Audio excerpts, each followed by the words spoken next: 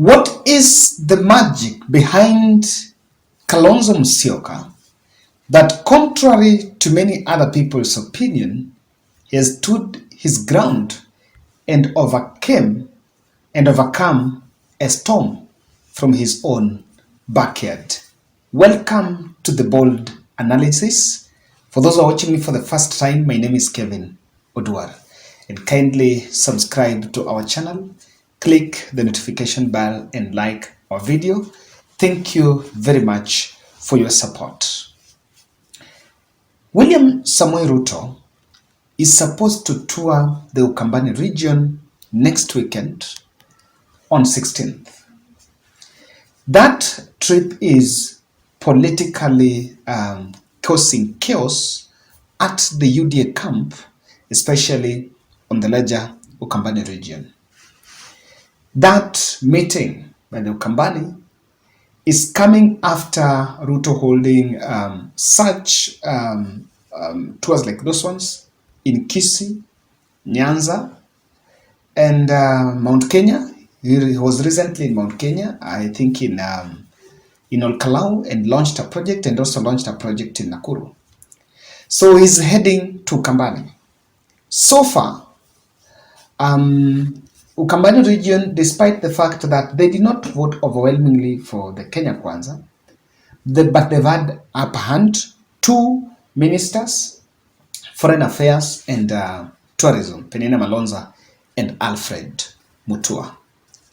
But that tour by President William Ruto, political observers are looking at it keenly because it is going to be used to test Kalonzo's stake in the larger Eastern region. But that tour is at the center of push and pull between different leaders from that region. Johnson Muthama, who served as the chairperson of UDA party, remember he was formerly in Wiper, so worked with Kalonzo Musyoka. Then I think after 2017, after the handshake, he jumped ship and then joined William Ruto, and is the member of Parliamentary Service Commission, was speaking in a burial in Makueni. And while confirming William Ruto's trip there, what shocked many is the fact that he said he was not going to welcome the president in the area because he will be out of the country in his capacity as a PSC member. That has not yet been confirmed on what exactly the truth about it. But the different factions that are pulled, Vincent Musyoka, a politician from the region, is the United Democratic Alliance National Organizing Secretary, a position that was given during the recent leadership reshuffle at the ruling party. Alfred Mutua, CS Foreign Affairs, is also one of the senior-most members of senior-most leaders that are actually in government working with William Ruto. So that Ukambani tour have seen questions, and these factions are already pulling strings on who is supposed to welcome the president. From what I have gathered, Vincent Musyoka believes that William Ruto is his party leader, and he is the leader of the UDA. He's the senior-most UDA leader from Ukambani and should be allowed to welcome the president, while the other faction also believe that it should be Alfred Mutua. So 2 meetings have been held. UDA camp have held a meeting, and the Maendeleo Chapchap camp have also held a meeting. Now, sources also, according to other multiple sources, here is Johnson Muthama seems to be making a very clear point here that his only way of getting an elective seat in the larger Ukambani region, so long as Kalonzo Musyoka is still the de facto leader, is not very clear. The chances are very slim, and is figuring a possibility of jumping ship to work with Kalonzo Musyoka at the opportune time. So we'll try his level best to not to align with the UDA especially in terms of visibility. So it's not yet clear what's going on. However, this meeting, what is causing all this chaos is the fact that someone somewhere is interested in wrestling the power, or rather is wrestling Ukambani kingpinship from Kalonzo Musyoka. But I need to be very honest with you guys. I think Kalonzo has shocked many people. You will even realize that William Ruto successfully has tried to raid ODM zones. 9 members of parliament from the ODM. William Ruto has also tried to raid Jubilee Party. Members of parliament, Jubilee crossing over, all the other affiliate parties in Azimio la Umoja. It is only Wiper that we've not seen such significant, baseless defections heading over to the government side. So he has actually overcome the test of time, and he's successfully consolidated the Ukambani vote around the Wiper agenda. Recently, I saw that Machakos Governor Vivian Ndeti, who at one point was really hitting on the Azimio la Umoja leadership, that Kalonzo needed to be given the mantle as early as now, also attended the parliamentary PG in Machakos County. Even though there was no protest, mass action that end, but she was also in it. However, this is what I see. William Ruto can try every aspect, and I've always said that I don't trust what President Ruto does, because everything is normally done in the altar of politics. We are crying that we don't have money to run projects, pay salaries, and we are crying with the delays. But then we're heading there, and I don't know what's the rationale of the president, making these trips here and there, especially these regional trips. I looked at them as just political escapades, as just taking opportunities to campaign. Because even if you follow up, you realize that there is nothing tangible that is going to be laid there, except relaunching some projects that probably had even been initiated by the previous administration. There is that which, the magic of Kalonzo Musyoka. That's what I want to look at. There is the magic of Kalonzo that I don't think William Ruto is seeing, but there is what is making Kalonzo to thrive in Ukambani, even now, despite the fact that Azimio la Umoja did not get the presidency. One thing is that Kalonzo's choice of sticking with Azimio la Umoja is giving him a lot of political visibility and relevance across the country.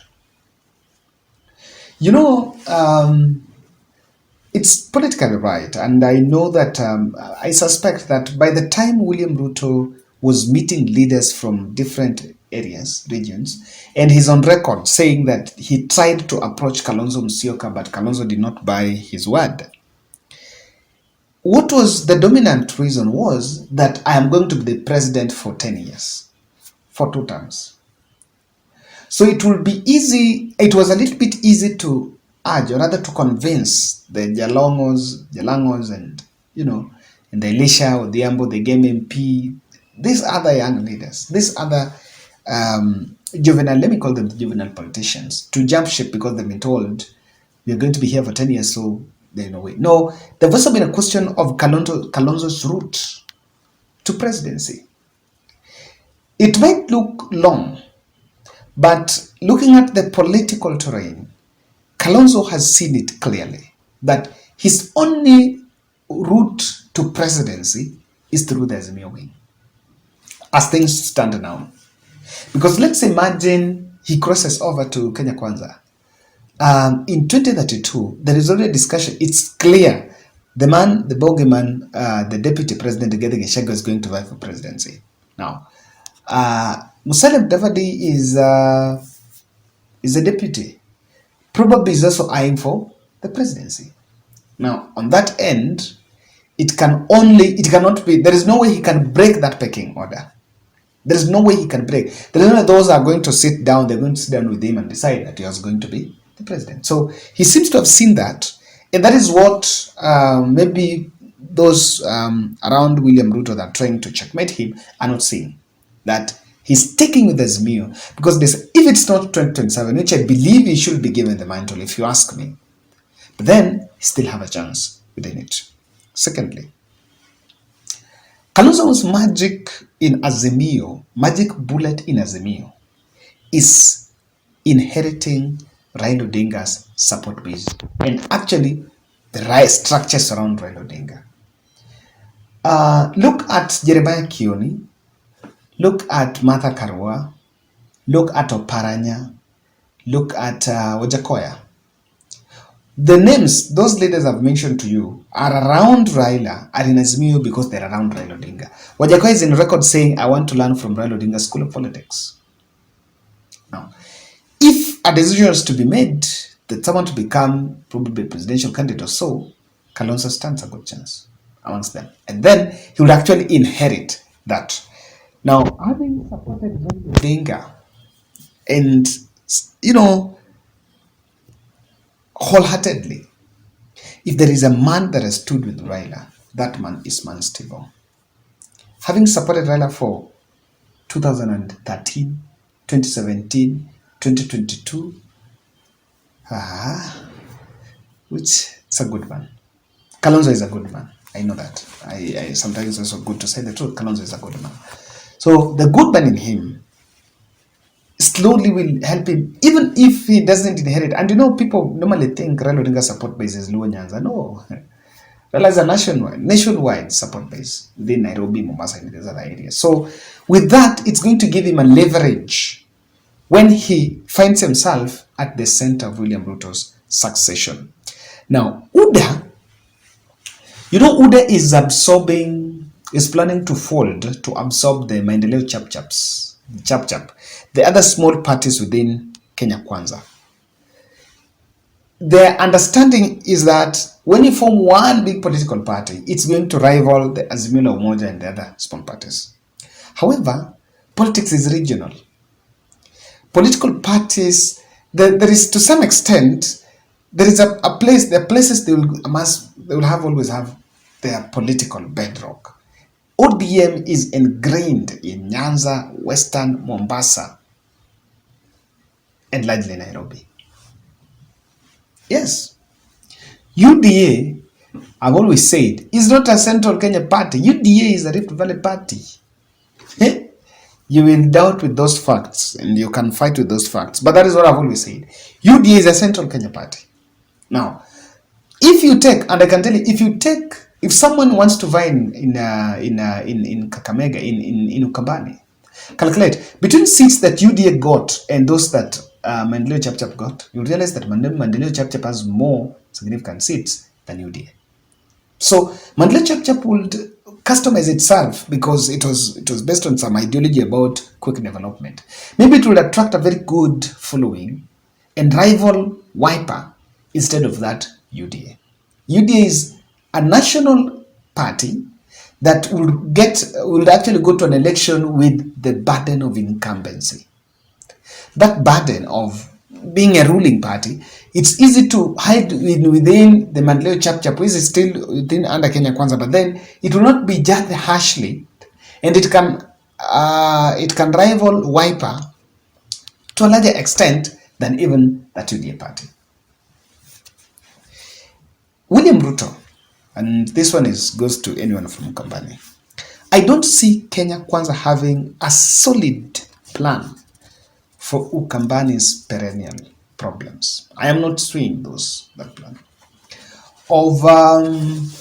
If there is a region that have perennial water problem, is Ukambani. I have not seen a single day water and irrigation CS Wahome, Alice Wahome visiting that region. I don't even think she will be part of William Ruto's delegation there. So, bit of it, I think Ukambani has developed. Ukambani is one region that has worked to a larger extent. The evolution has worked, and I think and that is Makueni. Prof. Kivuda Kibwana really did a very good job there. They're also now getting Mutula Kalonzo Jr. is also trying. I'm seeing getting a lot of traction from the international donors. Ukambani, Machakos had a lot of initiations, the Konza City, a lot of projects that were initiated there. And also, to some extent, Maendeleo Chap guy, Alfred Mutua, I think his his track record is written there, large extent. Kitui has been a bedrock of politics, in and out. So, if amongst the three counties where maybe devolution has not evolved, it's to a large extent is maybe Kitui. But I'm not seeing Ruto with a solid problem, a solid solution. He doesn't have a solid solution because anyway he doesn't have resources. So where is the solution? So because without that, still Kalonzo Musyoka maintains his lead ahead of the rest.